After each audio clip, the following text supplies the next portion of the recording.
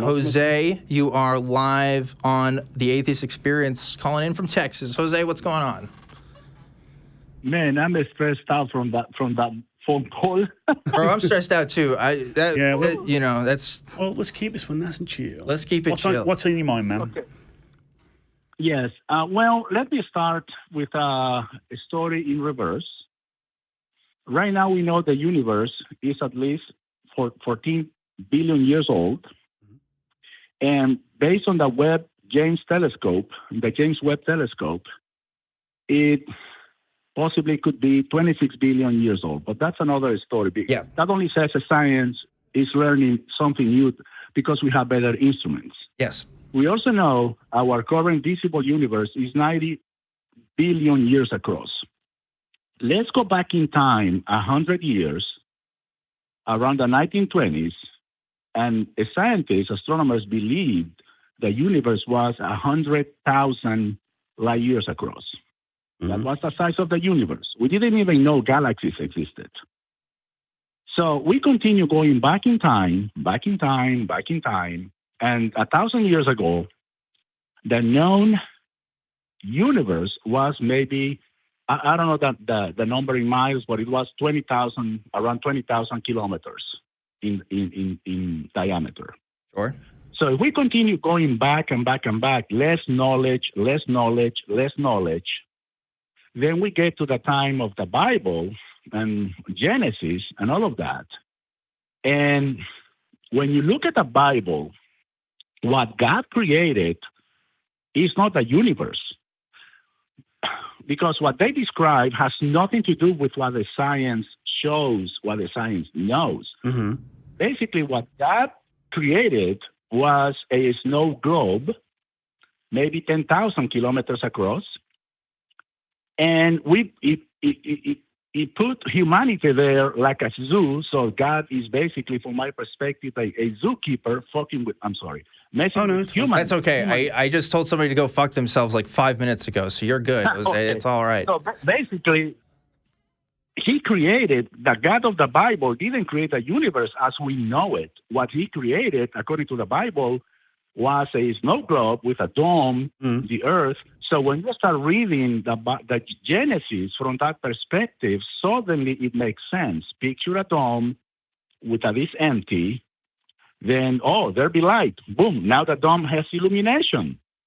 What a concept. Yeah. So the stars are holes in that dome, in that glass dome. And so we understand that many cultures explain the natural world without knowing what's going on to the best of their ability, often using, allegory or flawed reasoning. That's not particularly surprising or novel. But you say that I know. Go ahead. But what I'm trying to say, I'm sorry I interrupted you. What I'm trying to say is that people, believers, theists, they try to make the Bible, Genesis, and all of that work based on our current knowledge, and there is no way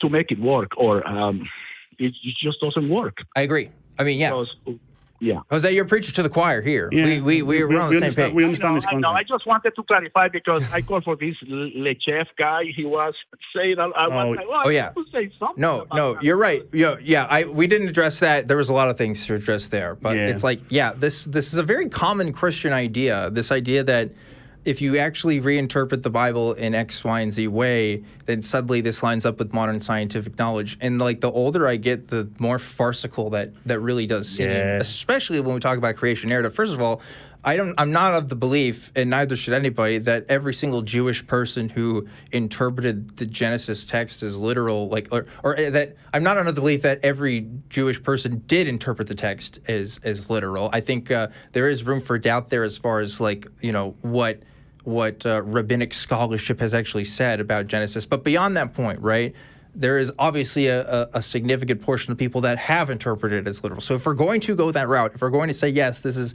the actual term of events, I mean, there's just problems at every turn. I mean, this has been done to death on other channels and on other atheist sources. But yeah, I mean, the problems with Genesis are a mile high. Yeah, yeah.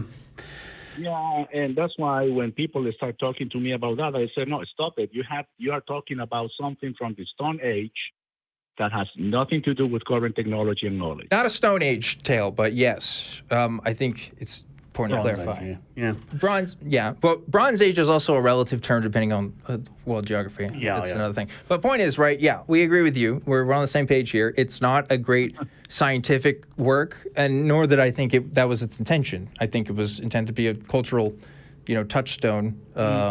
Yeah, I mean, it's supposed to be a lot of things, but is it a book about how we should be viewing the world or interpreting it? I don't think so. Yeah. No. So there you go, Jose. I think we pretty much covered that topic. Anything else you want to say before we let you go?